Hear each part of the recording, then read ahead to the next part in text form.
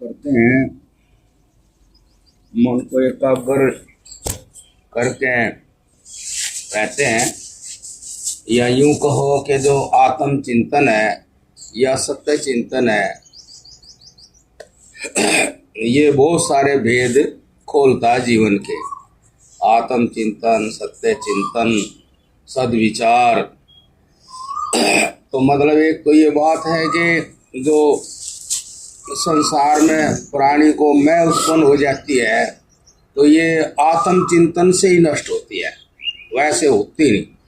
और ये नहीं होती है तो फिर आदमी को एक चक्कर से हमेशा गुजरते रहना पड़ता है, सुख से दुख से, मान से अपमान से, लाभ से हानि से, भूख से प्यास से, सर्दी गर्मी, ये सब चीज़ें इसको तंग करें। और यदि आत्म चिंतन करें तो फिर ये मैं खत्म हो जाती है जो यहाँ आकर पैदा होती है। तो ये एक बड़ी बहुत सूक्ष्म सच है ये कि संपूर्ण जगत में जितनी भी क्रिया हो रही है, जिस तरह की भी हो रही है, बड़ी आश्चर्य की शक्तिशाली क्रियाएं हो रही है, उन सब क्रियाओं में वे सारी क्रियाएं, आज हमारा थोड़ा गला खराब हो रहा, तो सारी क्रियाएं पृथ्वी, जल, अग्नि, वायु, आकाश, और आकाश एक स्थान ऐसा है जिसमें सारी क्रियाएं हो रही है। और जितने प्राणी मात्र है, ये सारे प्राणी मात्र है जितने, ये भी एक क्रिया का साधन है। और पृथ्वी, जल, अग्नि, वायु, आकाश, सूर्य, चांद, नक्षत्र, ये सब क्रिया का साधन है उस व्यापक शक्ति का।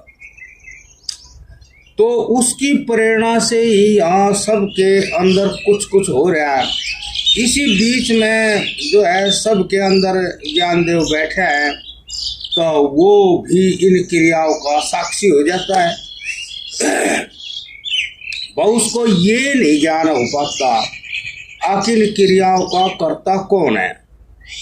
इस कारण वो अपने ज्ञानदेव होने के कारण वो साक्षी हो जाता है, उसके अंदर अहम आ जाता है कि ये मैं कर रहा हूँ या मेरे द्वारा हो रहा, ऐसा वो कर लेता है। जिस कारण फिर उसने ना हो वैसी ही क्रिया, तो फिर उसने वो महसूस होता है दुख तकलीफ।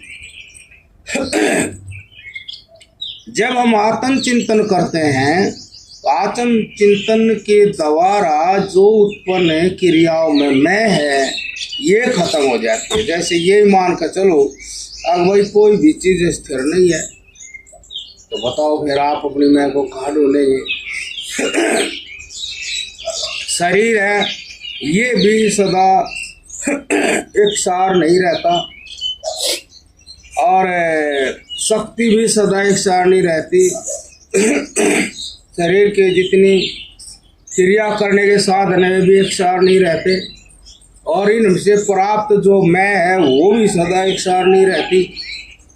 बीमार की मैं कुछ अलग है, बुढ़ापे की मैं कुछ अलग है, और साधन का अभाव हो जाए उस गरीबी के मैं कुछ अलग है। तो इस प्रकार से जब अपनी मैं को ऐसे देखेगा तो कहेगा कि ये मैं इतनी प्यारी भी नहीं, सारी सारी मैं को स्वीकार कर ले। कुछ मैं ऐसी भी है वो तेरे से दूर नहीं, जो अच्छी भी नहीं है। तो फिर इस मैं का इस तरह से अहम करना बढ़िया लगती नहीं बात।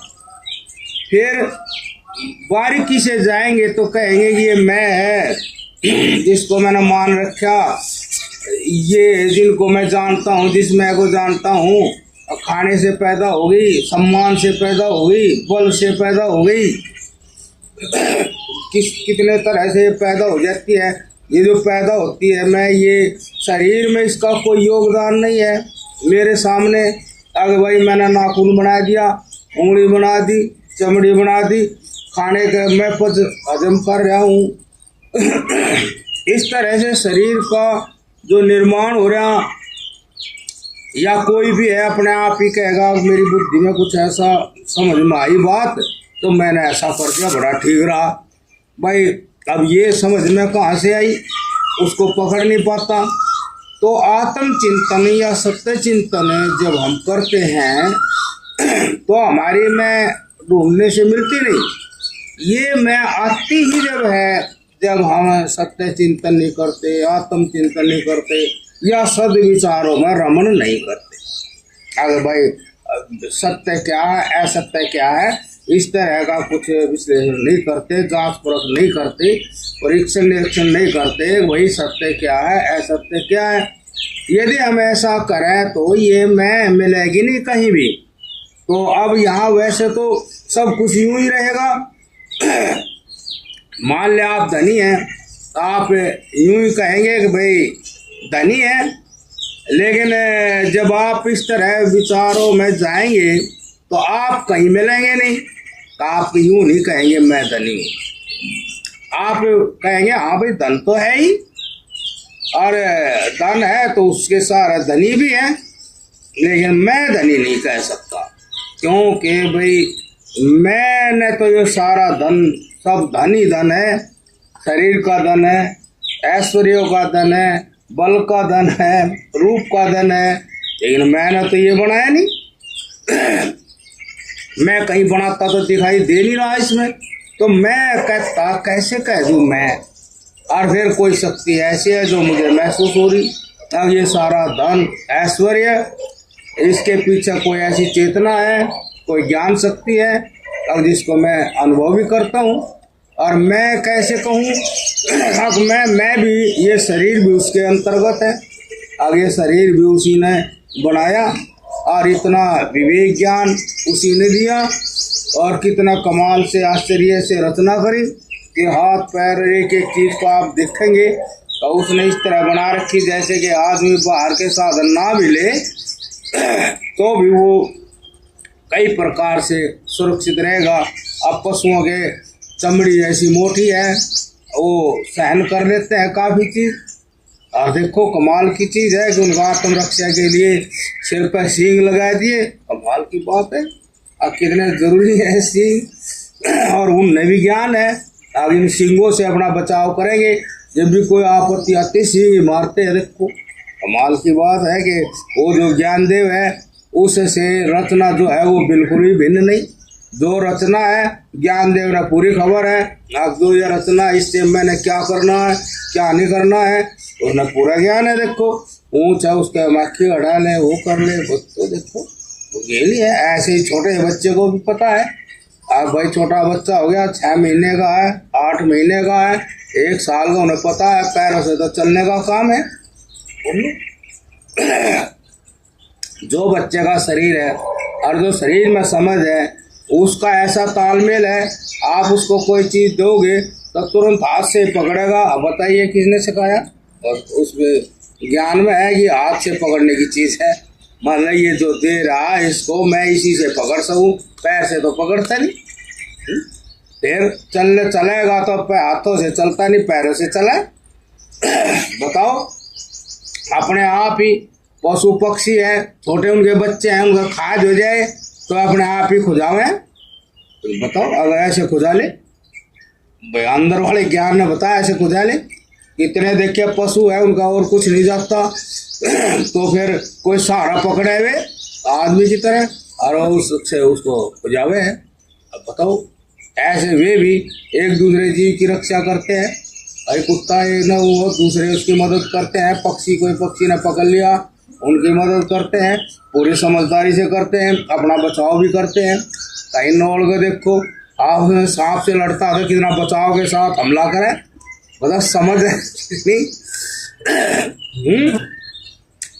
तो इस तरह से जो शरीर की रचना है वह पूरी तरह से समझ के भीतर है, और जो रचना है समझ उसी रचना का ठीक इस्तेमाल करे, ताकि इससे ऐसा करो इससे ऐसा करो।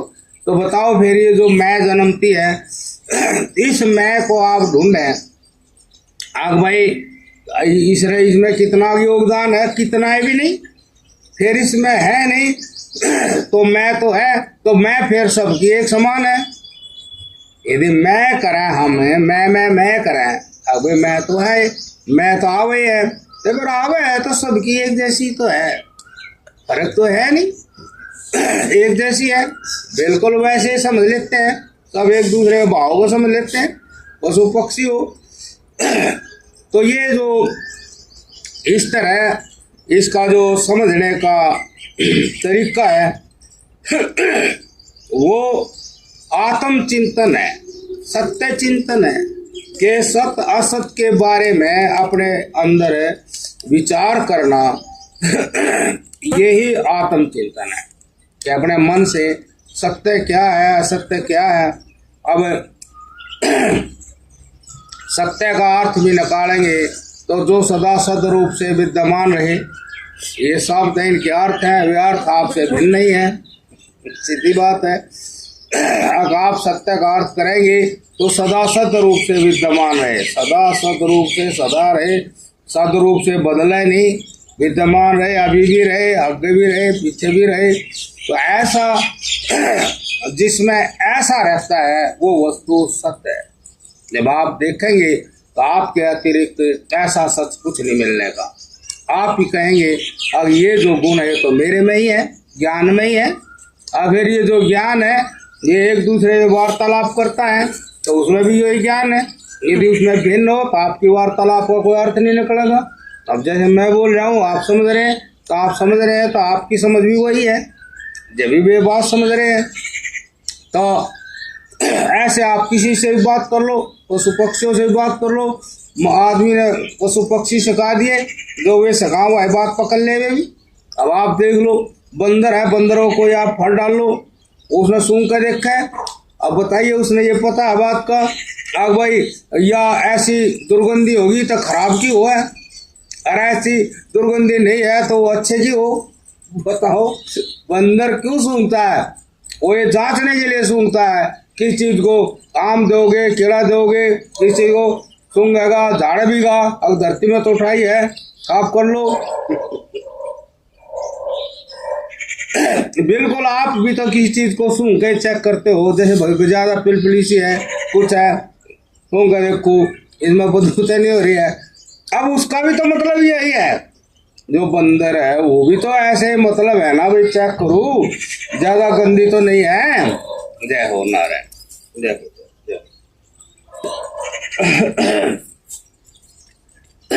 तो फिर ये सारी क्रिया समस्या होती है।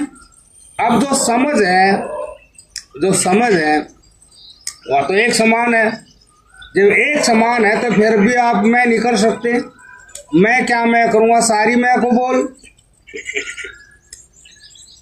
उस मैं को बोल जो सारे प्राणियों में एक से दो गई।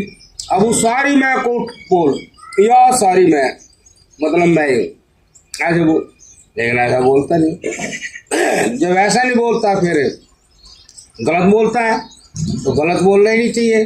बोलो तो बोलो। तो इसलिए बार बार अपनी मैं ना लगा के उस व्यवहार में उस परमात्मा की मैं की अनुभूति के साथ बोले तो उसके भाव बदल जाएंगे और व्यवहार बदल जाएगा, कर्म करने की शैली बदल जाएगी और उस शैली से आपको और दूसरे को बिना बात ही सुख सुविधा होगी, अच्छा होगा। यदि ऐसा हो तो इस मैं में आप देखो, अब ये जो मैं है व्यापक है, आप इसमें देखना जितनी प्रॉपर्टी है प्रकृति की तरफ से कोई ताला नहीं लगा हुआ, कोई चौकीदारा नहीं करा हुआ, कुछ भी नहीं किया हुआ। जंगल में देखो पेड़ ऐसे आराम से खड़े हैं, फल फ्रूट ऐसे आराम से खड़े हैं और मौसम बदल रहे हैं, आप अपने हिसाब से बदल रहे हैं, सारी क्रियाएं ठीक हो रही। आदमी जो है वो प्रॉपर्टी में ताला लगाए हुए, मतलब सारे ही आदमी लगाए हुए हैं, विश्वास ही नहीं एक दूसरे में। आदमियों को ही आदमियों विश्वास नहीं है, पशु पक्षियों ने विश्वास है, उनने ऐसी चिंता नहीं है। बताओ वे आजादी से इस प्रकृति से सामग्री ले रहे थी नहीं, उन्हें विश्वास है अगर मिलेगी, वो कहे नहीं मिलेगी ना सही। इधर हम चले, हमने सारे जीवन का ऐसे दर्शन किया है, उस दर्शन से उनको निश्चय है अगर नहीं मिलेगी तो नहीं मिलेगी, ऐसे कर लेंगे। उनका सामर्थ्य देखो, टांग टूट जाए दलाज की सोचते नहीं, दूसरी ने खींचे पर है, पैर पर टूट गया तो उसने ले घूम रहे। आश्चर्य की बात है। आग जब क्या हमारी बुद्धि जाग जाती है, उनकी जागती भी नहीं, लेकिन उनके अंदर ऐसा निश्चय है और सहन शक्ति है, आग उसी से वे ऐसे ही जी रहे। और हम सब चीज़ों का बहुत तगड़ा इंतजाम कराएं, भाई ये ताला कमज़ोर है, टूट जाएगा, दूसरा लगाना पड़ेगा, और फिर भी मजबूत हो जाए, दूसरा पक्ष भी मजबूत हो जाए। ये ज्ञान जो है ये प्रत्येक मनुष्य के लिए है, प्रत्येक प्राणी के लिए है। जय हो, प्रत्येक मनुष्य के लिए है। इसको हमने अपनाना पड़ेगा। अब आप देखें, जय हो, बूढ़े हो जाते हैं, लाचार हो जाते हैं, तो आप एक कमरे में चले जाते हैं, मतलब आप कमरे में ठहरा दिए जाए, आप जय हो, आपके कमरे में गिनी चुनी चीज रहे जरूरत की, और उसमें वे भी चीज आपको जल्दी से प्राप्त नहीं होती। उनके लिए आपने किसी आदमी का सहयोग लेना पड़ता है, और आप स्वीकार कर लेते हैं, उस चीज को आप स्वीकार कर लेते हैं। अब अलग बात है, आराम से करो, कठिनाई से करो, करोगे, स्वीकार करोगे। और आप वे ही हैं जो बचपने में थे, खूबसूरत थे, आपसे कितना प्रेम करते थे, आपकी कितनी जरूरत थी, फिर जवान हुए, फिर आप विद्वान हुए, पढ़े लिखे हुए, साफ बने, बहुत कुछ बने, और आपने इसी तरह का जीवन जिया। लेकिन आप जैसे बूढ़े होते चले गए तो उसे सुख सुविधा से जो है बिछुड़ते चले गए, मान सम्मान से बिछुड़ते चले गए, और आपने बड़े आराम से स्वीकार कर लिया वो जीवन, बहुत आराम। और उन लोगों ने भी स्वीकार कर लिया जो मानते थे कि भाई पढ़े लिखे बहुत है, इन्हें बहुत प्रॉपर्टी, बहुत कमाई है, बहुत वो करा, ये भी का बुढ़ा हो गया। अब जब आप बोल लोगे तो कितनी देर के बाद बोला, आए पापा आए, शांति करो, शांति करो। आपको बहुत बुरा भी लगा वो, और वही शांति करो। कई बार आपके काम भी नहीं होते, लेकिन आपने स्वीकार करना पड़ता है वो स्वीकार, जीना भी पड़ता है जैसे भी। और आपने ये भी ज्ञान हो जाता है, अब भाई ये शरीर जागा, कहाँ जागा इसका ज्ञान नहीं है। मैं कौन हूँ आने जाने वाला, कैसे जागा, कहाँ जागा, क्या होगा, कुछ नहीं है। क्यों ये सब हुआ और जबरदस्ती हुआ, और जबरदस्ती स्वीकारा भी गया जबरदस्ती। तो ये सारी बात ऐसे हुई कि हम आत्मचिंतन नहीं करते। हमारा मतलब परमात्मा ने एक चीज विशेष दे रखी है जिसका नाम है बुद्धि, बोध, जागना, ज्ञान की जागृति होना। मतलब हम एक ऐसी, हम मनुष्य शरीर एक ऐसी चीज है, अगर हम जागते चले जाएं और इतने नहीं जागते, ये मनुष्य शरीर में चेतना ऐसी है, चेतना के लिए ऐसे कुछ वे लगा रखे ये अंतर तंत्र कि वो जागती जागती परिपूर्ण जाग जाती है, वही सारे विश्व में बसी हुई चेतना को छू जाती है, स्पर्श कर लेती। अर्थात हम ऐसा करते नहीं हैं, वो ऐसा नहीं होते कि हमने बचपन से जो है करके सत्ता मिली है, हमने मान लिया ये सच है, और वो उसका रंग चढ़ता चला गया। मैं पढ़ने जाऊँ, मैं वहाँ जाऊँ, मैं ये है, और उसने वही मान लिया। लेकिन अवस्थाओं के अनुसार ये मैं जो उसने बनाई थी ये खत्म हो जाती है। ऐसी प्रकृति की रीत है, नियत है, अब वो खत्म कर दे, और हम फिर अंत समय में इसको स्वीकार करते हैं। लेकिन स्वीकार ही करते हैं, लेकिन ये मैं क्या थी इसके बारे में हम नहीं जानते। अब ये मैं जो आई थी ये क्या थी, या है क्या सच? तो इसीलिए ऋषियों ने लिखा है कि भाई आत्मचिंतन करें और बुद्धि को जगाए, ज्ञान को जगाए। बुद्धि माने ज्ञान, ज्ञान को जगाए, चेतना को जागृत करें। आप चेतना को जागृत करेंगे तो आप बचपने में, जवानी में और परिपक्व अवस्था में और बुढ़ापे में इन चीजों से कभी लिपायमान हो ही नहीं सकते। काम कर दोगे, काम करते क्यों नहीं, कर देते हैं। जैसे आप यदि सही भावना से आप दान करते हैं तो वहाँ कौन सी अपनी मैं लगाओ बार बार, आपको बाजा तो लगाता ही नहीं।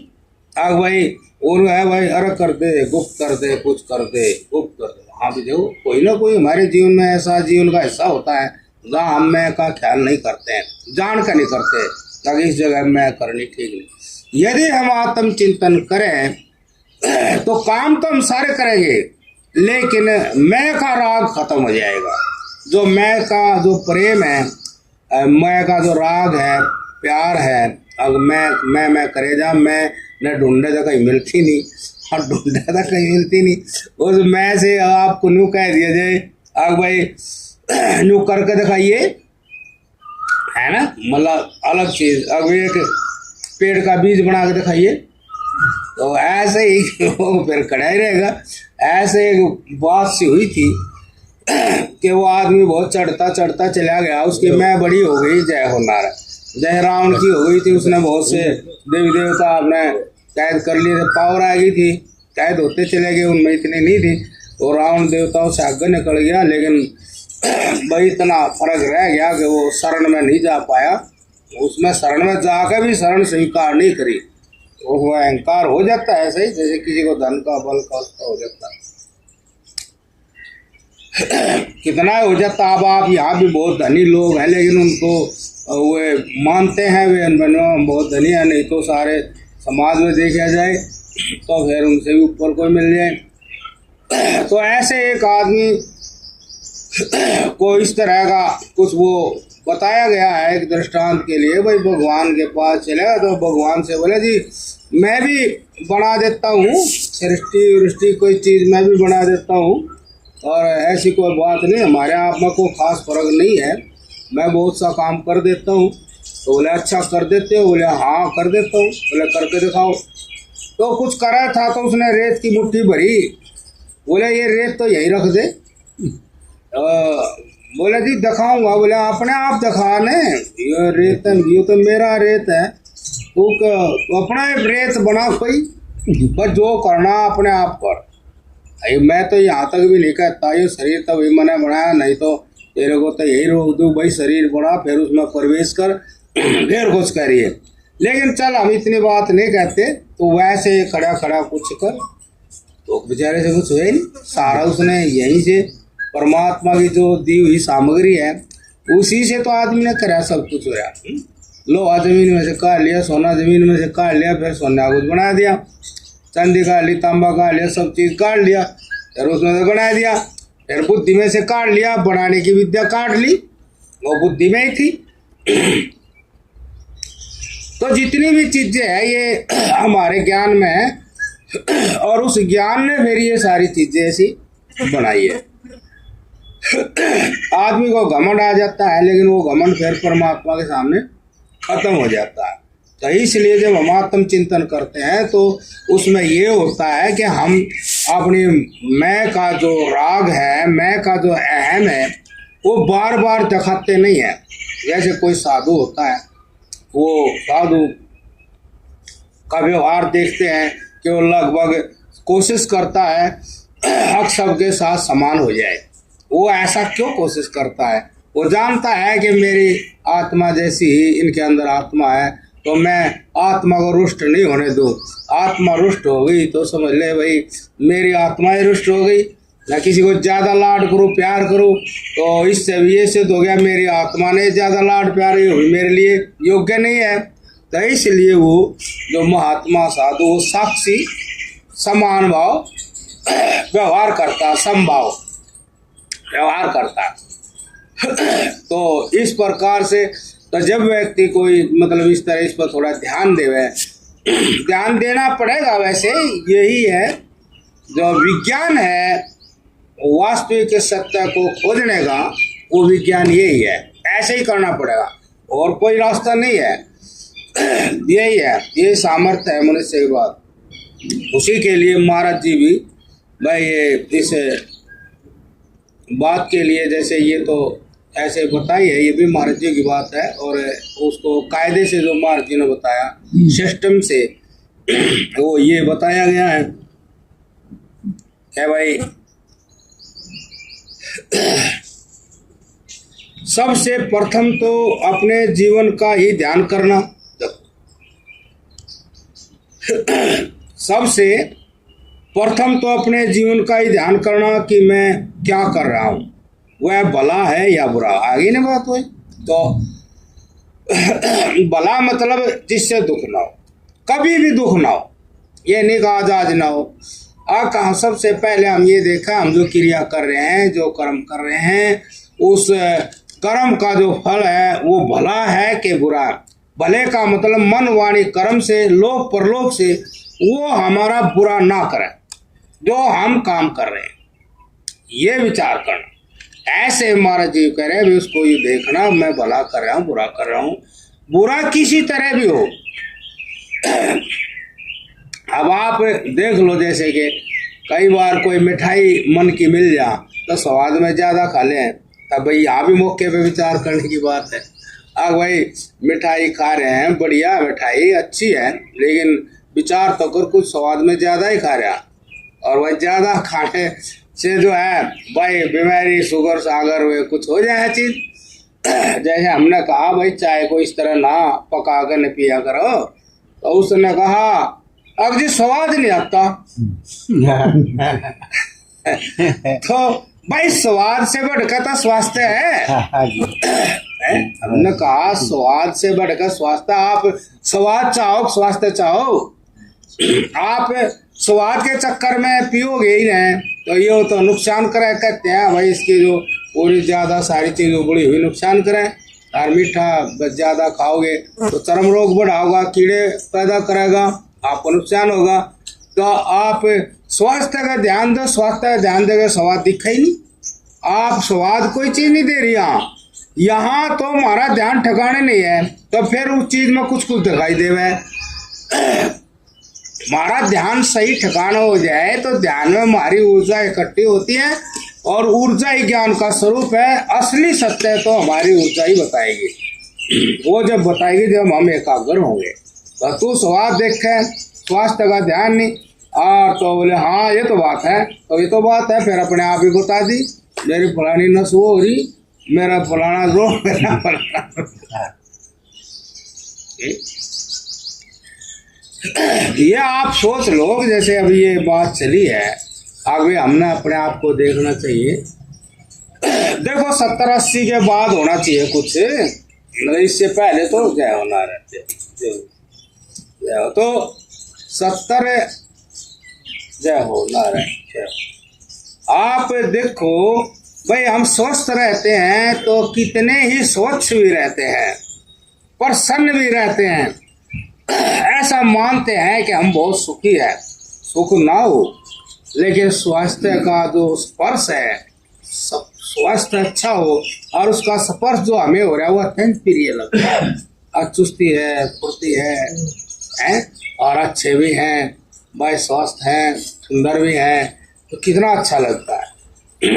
हमने लगभग 70-80 तक तो ऐसा रहना ही चाहिए भाई, ठीक ठाक रहें, हम महसूस करें हम प्रसन्न हैं, प्रसन्न चित्त हैं, स्वस्थ हैं, और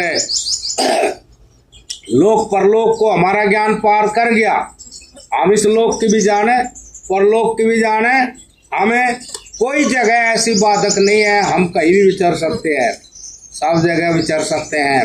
इस लोक में परलोक में आपके 70-80 साल से पहले इस तरह का भेद का खुलासा होना चाहिए ताकि आप संसार के प्राणी पदार्थ वस्तुओं से खुश नजर ना आए, बल्कि आपने कुछ विचारों के द्वारा कोई ऐसा सत्य खोज लिया, आप उससे खुश रहे, उससे वो आपकी खुशी भले ही बाहर कितनी हो, लेकिन ये खुशी तो सदा ही आपके साथ रहेगी। आप घर से निकल गए तो बड़ी भारी बिल्डिंग वहीं रहेगी, बड़े बड़ा पैसा भी वहीं रह गया। लेकिन आप जब चलो तो आपके प्रसन्नता का कारण क्या है, वो सब को आदमी मजबूर होकर सोचे। तो एक महात्मा किसी घर भिक्षा कर रहा था, तो अब बात चल गई था। महात्मा बहुत अच्छी अच्छी बात और हंसते हंसते बता रहा था, मुस्कुराते, उसके चेहरे में मुस्कान थी। और जहाँ जिसको बता रहा था वे काफ़ी ठीक थी हालत उनकी, वो मुस्कान से बात बता रहा था। तो अब जो नौजवान हो वे गौर करे बात को, वहाँ वो लड़की थी, वो नौजवान थी, तो वह बोली अपने पिताजी से कि महाराज जी है जो ये हंसते हुए मुस्कुराते हुए बात क्यों करते हैं, इनके पास ऐसा क्या है। ये देख के अब इनके तो कपड़े में जेब भी नहीं है भाई। किस बात का ऐसा अहम है, ऐसी कौन सी अनुभूति है, ऐसी कौन सी प्रॉपर्टी है अब जिसका इन अनुभव हो रहा है कि हमारे पास वह चीज है हमारे पास, इसीलिए हम प्रसन्न हैं। सभी जानते हैं बिना कारण के तो प्रसन्नता होती नहीं, तो उसने भी वही सूत्र लगाया। अब ऐसा कौन सा कारण है इसके पास, अब रोटी हमारे मांगने आ रहे, अरे भाई कोई झोला झाड़ा है नहीं, कोई जेब वेब है नहीं, और ये इतने खुश होते हुए बातें सुना रहे, बात भी ठीक ही बता रहे और खुशी ज्यादा है, ऐसी क्या है। तो उनके अब पिताजी चक्कर पड़ गए, क्या बताओ ये बात तो ठीक है। देख इसको क्या उन्हें ठीक बात पूछी थी, ये इतने तो खुश हम भी नहीं, हमारे पास भी बहुत कुछ तो है और हम उन्हीं चीजों को प्राप्त करते हुए बड़े प्रयास में हैं, जब भी हम खुश नहीं, कुछ प्राप्त होगी तो बहुत होगी, उतने खुश हम भी नहीं। और इसके पास कोई प्रत्यक्ष तो दिखाई दे नहीं रही प्रॉपर्टी, ये क्यों है। तो ये बात वही है कि जब हम आत्म चिंतन करते हैं, सत्य चिंतन करते हैं, तो आपका सारा कबाड़ा निकल जाता, दूर हट जाता है, रोड बड़ा तो सफाई हो जाती। ऐसे जो आपके बंधन है, जो आपकी कामना तृष्णा है, चिंता है, भय है और मृत्यु का भय है, बहुत चीजें हैं जो आपके जीवन में पड़ी हुई है और आप उनके बारे में सोचना पड़े। ऐसे जो सत्य चिंतन करते हैं, आत्म चिंतन करते हैं, तो उस ज्ञान के प्रकाश से ये सारी चीज हट जाती है और उसके लिए लोक परलोक का रास्ता एक ही हो जाता है कि जो इस लोक में सत्य है वही परलोक में भी सत्य है। अर्थात मैं कभी भी किसी चीज से अभाव में नहीं आना, मेरे जो आज भाव हैं वे सदा ही रहेंगे, चाहे इस लोक में हो चाहे परलोक में, लेकिन मेरे भाव में कमी नहीं आएगी। ऐसा उसने मानसिक तौर पे चिंतन कर करके और जी करके वो सत्य है ये अपने आत्मा में अनुभव कर लिया है। अब हाँ, जो अनुभूति हुई है ये अनुभूति होती ही रहेगी मेरी आत्मा में, क्योंकि ये अनुभूति इंद्रियातीत है, मन से अतीत है, विषयों से अतीत है, इन चीजों से परे है और ये इस लोक में भी है और परलोक में भी है, अर्थात इस पूरे ब्रह्मांड में है जिसकी सीमा नहीं है। ऐसा आकाश है, इस आकाश में भी है जिसकी कोई सीमा नहीं, आप देख लो।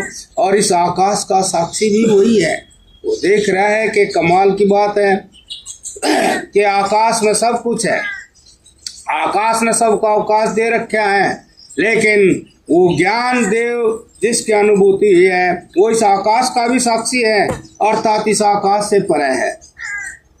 उस ज्ञान देव से परे कुछ नहीं है, जिस ज्ञान देव की अनुभूति हुई है तो उसी अलौकिक अनुभूति से कि यहाँ जो जो होता था उस ज्ञान देव में वो नहीं होना है, और यहाँ जो जो होता था वही चिंता फिक्र की बात थी, अब वो होना नहीं है तो उसने इतनी अनुभूति हो गई है, इसलिए वो प्रसन्न है। उसके आत्मा में उस ज्ञान की खुशी है जो ज्ञान इस सारे जगत की आत्मा है और जिसमें परिवर्तन नहीं आता। अंत में उसको ये ज्ञान हो जाता है कि ये मेरी आत्मा से भिन्न नहीं है, तो आत्मा सो परमात्मा वही एक चीज है। तो इस प्रकार उस चीज की अनुभूति करने के लिए ये बताया सबसे प्रथम भाई सबसे पहले जीवन का ध्यान करना चाहिए कि मैं क्या कर रहा हूँ, वह भला है या बुरा है। भले का अर्थ है कि जो कभी भी बुरे में नहीं बदला, कभी भी ना बदला, चाहे कितने वर्षों हो जाएं, लेकिन वो भला ही रहे। क्या ऐसा भला हो रहा है मेरे कर्मों से? ऐसा भला हो रहा है जो बुरे में बदला ही नहीं कभी? ऐसा भला ये हमने जांच करनी पड़ेगी। और बुरा ऐसा, क्या ऐसा तो बुरा कर्म का फल नहीं हो रहा जो कभी भले में बदला ही नहीं? ये तो आप बता जाएगी। यदि ऐसे कर्म हो रहे हैं और जो बुरा ही रहेगा तो बड़ी मुश्किल हो जाएगी। अब वो तो बुरा ही रह जाएगा, बुरा ही रह जाएगा। मतलब भाई सूरज ना निकलता अंधेरा रह जाएगा, तो अंधेरे में तो भटक भटक का प्राणी निकल जाएंगे। तो महाराज ये कह रहे कि हमारे अंदर ये ज्ञान होना चाहिए, भला बुरा यद्यपि अपने मन से बालक को जान पड़ता नहीं। इतनी अच्छी बात है, भला बुरा यद्यपि अपने मन से बालक को नहीं जान पड़ता। जैसे बालक सांप नहीं पकड़ ले, मुंह में भी ले जाएगा सांप में, आग का भी हाथ लगा देगा, पानी में उतर जाएगा, खा लेगा, कोई चीज न ठागा, छोटा 1 साल का बालक मुंह बदल ले, उसका कुछ ज्ञान ही नहीं है। इसलिए थोड़ी श्रद्धा रख करके कहे सुने शास्त्र के व गुरुजनों के वाक्यों पर ध्यान देना, जिनसे जीवन के व जीवन सुचारू रूप से धारण करने के नियम मनुष्य को जानने पाते हैं। वैसे तो ये कहने की बात नहीं है अब भाई ऐसे ऐसे कर लो, किताब पढ़ लो, ये चारों तरफ आपके पास है ही। आप एक महान प्रकाश के बीच में है, अंधेरे में नहीं है। बाहर सूर्य है और अंदर आत्मा राम है। आत्मा आध्यात्मिक रूप से सूर्य है और बाहर भौतिक रूप से सूर्य है। तो आप प्रकाश के बीच में हैं। छोटा बच्चा होता है, उसके माँ बाप हैं, वो उसके लिए प्रकाश है, वो उसके लिए गुरु है। वो माँ बाप को जो ज्ञान है वो अवश्य ही बच्चे तक पहुँचाएंगे। बच्चे को वो छोड़ते ही नहीं खाली। बच्चा कुछ भी करता है तो वे न चाहते बोलते हैं ऐसा नहीं करना, ऐसा नहीं करना। और जैसे ही वो बड़ा होता है तुरंत उसमें स्कूल में भेज देते हैं। बताइए, मतलब हम गुरु से घिरे हुए हैं। एक क्षण भी हम गुरु से बाहर नहीं, एक क्षण भी हम शास्त्र से बाहर नहीं। देखो आप सोचो, बच्चे के गुरु रूप से माता पिता है, बच्चे के गुरु रूप से समाज है, बच्चे के गुरु रूप से शास्त्र है, बच्चे के गुरु रूप से आत्माराम है। तो कितने गुरु हो गए, मतलब कितना प्रकाश है। हम प्रकाश के बीच में हमें प्रेरित ये करते ही रहेंगे, अपने आप करते रहेंगे। माता पिता करते हैं, फिर स्कूल में चले जाए वहाँ, फिर समाज के बीच में है। समाज भी जब तुरंत कह रहे ऐसा ना करो, ऐसा नुकसान हो जाए तुम्हारा ही, ऐसा ना करो, इतना ना खाओ, इतना ना करो। विशेष आपत्ति में भी गुरु ही है। जब हम रोग से ग्रस्त हो जाते हैं तो डॉक्टर वैद्य के पास जाते हैं, फिर वो कहा ऐसा करेगा तो फिर कहानी जल्दी खत्म हो जाएगी, परहेज शुरू कर दे, एन बॉर्डर पर आ रहा है, मारा उपचुक हुआ तो ऊपर चला जाएगा। तो वो करना समझाओ है डॉक्टर वैद्य, करना समझाओ। बताइए गुरु की कहाँ कमी है? कमी तो हमारी है, अब हम करते नहीं जैसा ये सारे गुरु बता रहे। मतलब एक गुरु तो अंदर बैठा है, जब भी कुछ गड़बड़ करे तो जी टोक दे वो। लेकिन बाहर की बड़ी हुई मैं के लालच में आकर उसने भी चुप कर दे। अगर पड़ा रहे ऐसे तो कुछ भी नहीं होने का, दाल रोटी भी नहीं मिलने की। तनख्वाह में क्या मिला? तनख्वाह में दाल रोटी नहीं मिलेगी। बताओ, एक बार एक पहलवान था, वो भी पुलिस में था। अरे एक पहलवान थोड़ा रद्दड़ सा था, कदे कदे उसकी ड्यूटी लग जाती। एक पहलवान बढ़िया था, उसकी तो लगती नहीं, लेकिन वो भी कभी चला गया। और तो वो अपने तो वो जो ड्यूटी से देता वो बोला पहलवान इधर कहाँ होगी, इधर का चला, अरे रोड तो इधर है, इधर कहाँ घुसा है, बोले नहीं इधर का चलेगी। तो देखो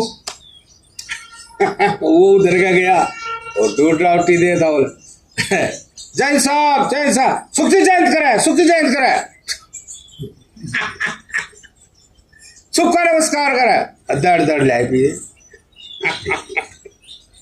लो साहब बताइए, वो लोग हमें तनख्वाह का नहीं चलता। तो वो दूसरा था पहलवान, उसको ही दे भाई क्या गया है, वो पहलवान चक्कर नहीं करा करते, चक्कर नहीं बोल पड़ते जगह नहीं करा। वो पहलवान बोला क्या आगे दो भाई पैसे, कैसे दो, पहलवान रख लो, चक्कर ना करा करते, चक्कर नहीं करा, चक्कर नहीं। अब बताओ यो भी काम चले जाए जो शांति तो इसमें भी नहीं। जब इतनी माया दे दी परमात्मा ने और बुद्धि दे दी, जो वह घट्टे में रहेगी उससे वो टोटे वाली बनी, वो टोटे का रूप लेगी, तो फिर ये जो आदमी देगी उससे कौन सा गर्गाप हो जाएगा धनदान से। वो माँ टोटा वो परमात्मा ने तो बह नहीं दिया, लेकिन इस तरह हम लेंगे वो बह भी देगा। मान ले बालक का कुछ हो गया और वो उड़ा ली थी, उन्होंने बड़े कड़पते से दी थी, कुछ देखो आत्मा को कोई ढक नहीं सकता, लेकिन आदमी कोशिश करे, जो सत्य है उसको ढक दे, है कोशिश करे, ढकी नहीं जाती, वो ढका जाए। लेकिन माड़ा घर में कुछ हो जा, डंगर बीमार हो जा, बालक का कुछ हो जा, अपना कुछ हो जा, पहले चोट वही जागा जाल उस उसने लिए थे वो कुछ जो था ना ज्यादा दुखी सा हो रहा था, कहीं वो ये काम करेगा, कुछ पैदे नहीं रहा, सारे लकड़ गया रहेगा। देखो बताइए, तो जो आदमी की बड़ी हुई तृष्णा है, जो बड़ी हुई कामना है, कुछ नहीं करना, केवल इसी का त्याग करना। जो बड़ी हुई तृष्णा है, बड़ी हुई कामना है, बड़ी हुई किसका नाम है, अब भाई तनख्वाह मिला, तनख्वाह अधिकार के सार और कुछ कर ले, इसी का तो त्याग करना है, उसका थोड़ी त्याग करना जो हमें तनख्वाह मिला, जायज मिला, उसका त्याग नहीं करना पड़ता, उसका ये त्याग करना पड़ता है जो अनाधिकार जो चेष्टा है, और उस चेष्टा से हम ज्यादा बढ़कर सुख चाहना चाहते हैं, उसी का त्याग करना पड़ता बस। क्योंकि नुकसान भी वही करेगी, जो हमारा हक है वो कभी नुकसान नहीं करता, जो हमारा हक है, हमारा अधिकार है, वो कभी नुकसान नहीं करता। वो तो प्रकृति स्वयं आपका स्वागत करके देती है, अगर आपका हक बनता है लीजिए, और उसमें वो पूरा आपको पूरा सुख देगा, वो कभी भी घाटा टोटा नहीं कर सकता। लेकिन उसी से बढ़ के जैसे स्वाद में थोड़ा बत्ती खा गए वो नुकसान करेगा, जायज खाया हुआ नुकसान नहीं करेगा।